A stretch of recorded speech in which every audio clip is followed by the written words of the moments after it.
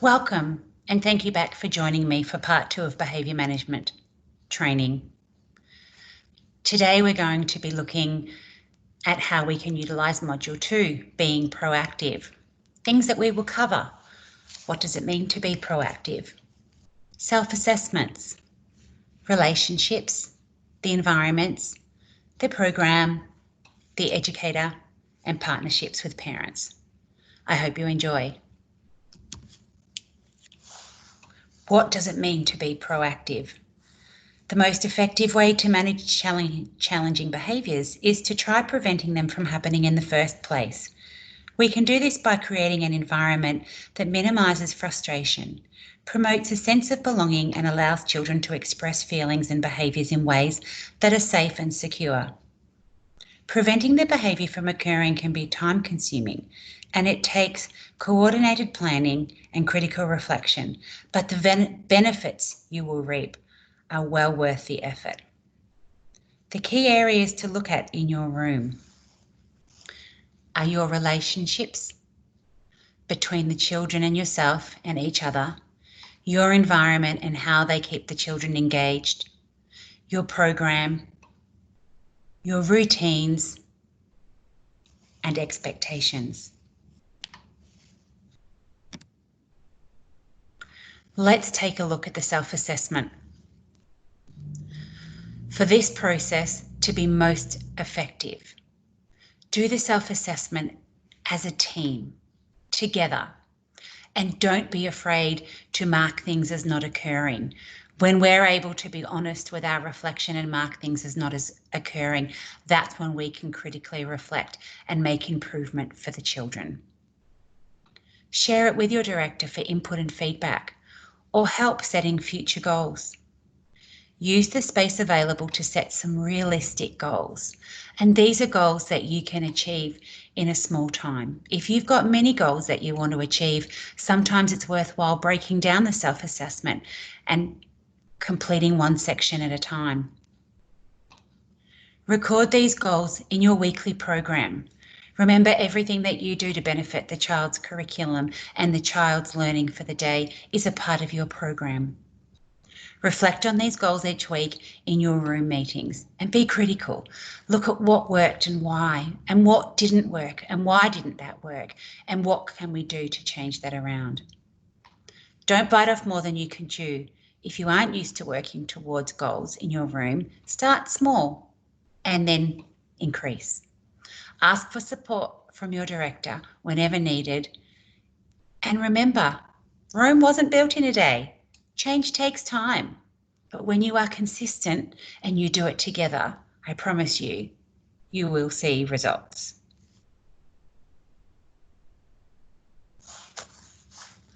Relationships.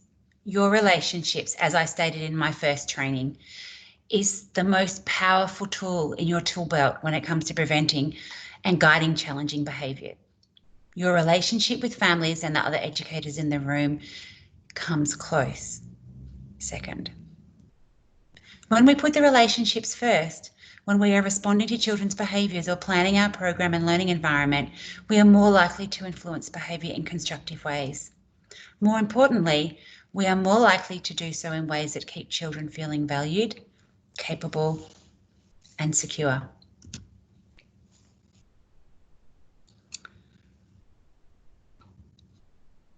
A learning environment is one which the child can do all the things that the child will do naturally.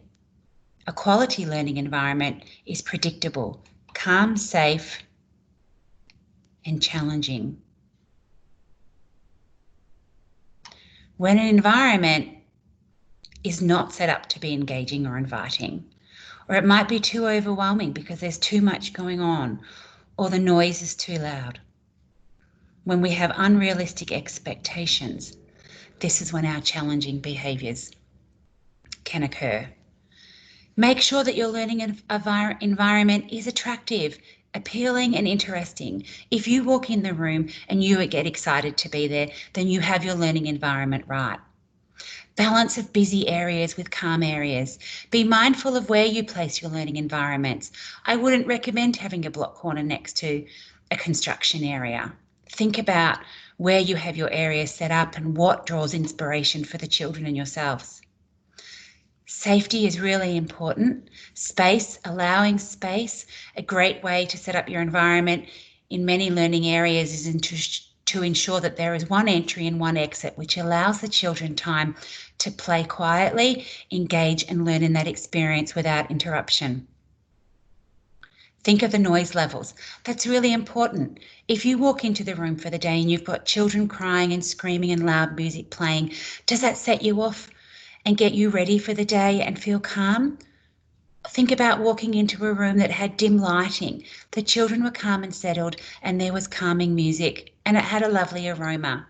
That definitely would make me feel better starting off the day. Make sure that you provide sufficient materials for all children.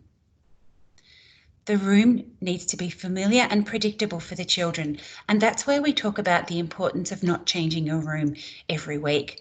Have your learning environment set out and keep them the same. Just change the learning materials inside them to meet the children's interests and needs. Small groupings is really important. This definitely supports with supporting challenging behaviours. Make sure that your experiences are based on the children's strengths, needs and interests. This is how you'll keep them engaged and remain calm. So creating a quality environment for children requires us to look at the environment from a child's point of view. Don't be afraid to get down on your knees and have a look at what the view looks like, because this is the view that the children will see. Remember, they don't have a bird's eye view like we do. And please refer to the self-assessment for great reflection questions on how your environment can be set up.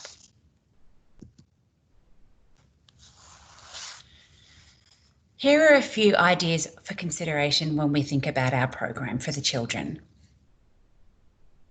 Make a meaningful relationship with each child in your care so they feel safe with you and valued by you. This is in context for successful teaching. When issues arise, no matter what, let each child know that you are there to help them. And really listen to them, as I said in my first training module. Children who don't feel heard cannot hear you. Take the time, slow down, and trust in the children. Remember, behaviour is a communication. This is how the children can communicate in that very moment. Notice and act when you see a child is having some difficulty. For example, being left out or being aggressive, being very quiet, being fearful, not being aware of others' needs, and not attending. I think being very quiet is a really good one to talk about, because quite often when children are quiet, we think that they're comfortable and that they're happy, and we don't engage them in the program. And being quiet is definitely a sign of a challenging behaviour, and they do need support in being able to interact with their peers and ourselves. When we look at the program, I want you to think about social skills, identity, sense of self, and emotional skills. Social skills, children's developing capacity to interact successfully with each other is the key to managing challenging behaviours. A sense of self, children's developing capacity to feel positive about themselves and their capabilities will only assist in running a smooth room. And emotional skills, children's developing capacity to recognise, express and regulate feelings is extremely important. Learning these things is a part of our curriculum.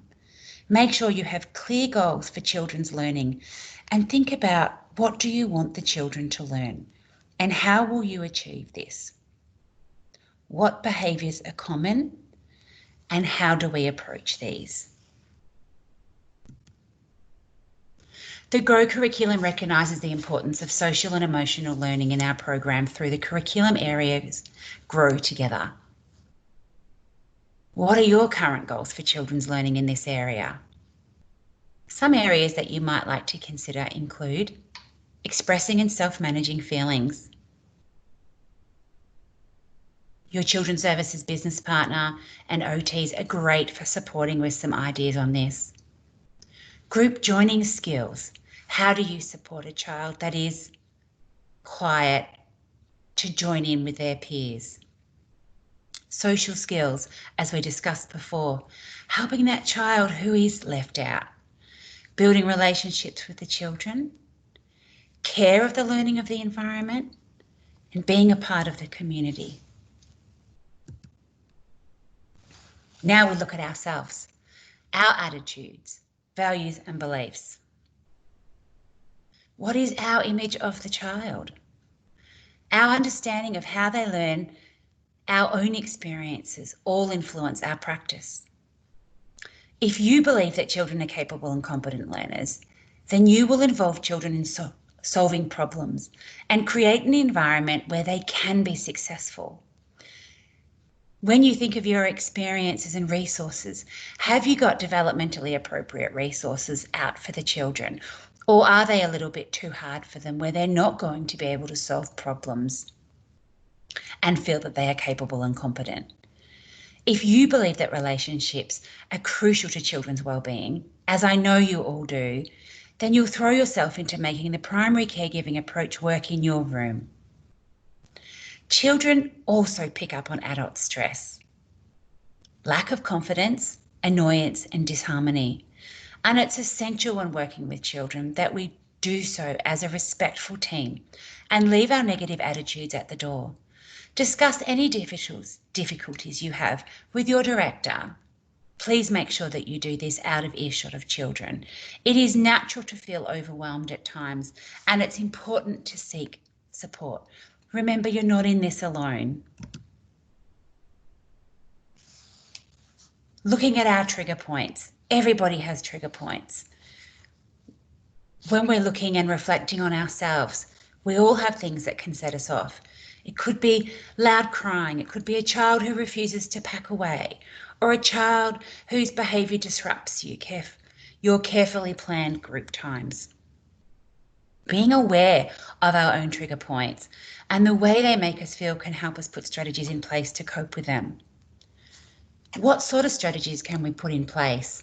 Simple things like taking a short break, drinking a glass of water, taking 10 deep breaths, going for a walk on your lunch break, and ask for help. There's always somebody around who can help you. Please remember, it's so important. There's nothing wrong with having our own trigger points, but what is most important is that we are able to identify them and we have strategies on how to handle and deal with them. Our expectations. Sometimes we forget that children aren't adults. Young children think differently to us. They understand things differently and need simple, straightforward ways of being redirected and encouraged to use appropriate rather than inappropriate ways to interact with others. Remember, when redirecting a child, the key point is to tell the child what you want to see them doing, not what you don't want to see them doing. Redirecting them in this positive manner will result in improvement in behaviours across your room. Sometimes we forget that toddlers aren't preschoolers.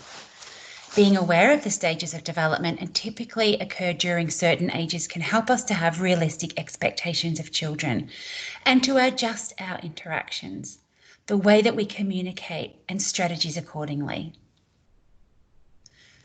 There's a wonderful resource, the Developmental Milestones in the Early Years Learning Frameworks, that is a great resource to refresh your memories about the developmental milestones of the age group that you are working with. And if you are an educator that is fortunate enough to work across all ages, it's great to have a look at all of them so that you can provide the best opportunity for each child moving forward. And lastly, partnerships with parents. We touched base on this a little bit in my first training session. We understand that children are working better when there is an open exchange of meaningful information between families and educators. Building a sound relationship with families also helps you to work positively with families when issues relating to children's behaviour arise. Please don't wait until things become out of hand, because often when we do organise a meeting to have with a family and they've not heard anything, this may have been going on for a few months, and all of a sudden we're having a meeting with them and discussing all of these behavioural concerns, it can become very overwhelming. Parents are our partnerships, and it's so important that you involve them from the beginning.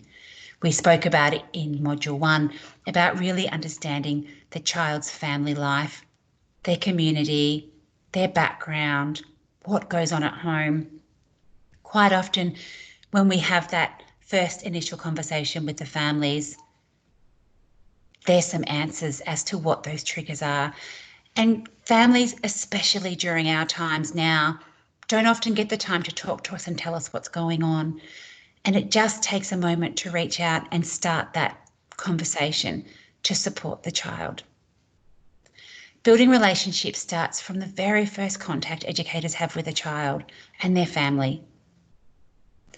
The time, thought and effort invested in orientating families, as well as placing importance and focus on getting to know them, sends a positive message that you are interested in them and that they are welcome and valued.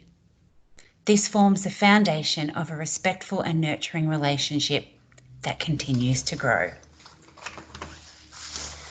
Thank you for participating in my second training. I hope you found that useful. Please make sure that you refer yourselves back to Module 2, and I look forward to Part 3 of our training, which will be covering our third module.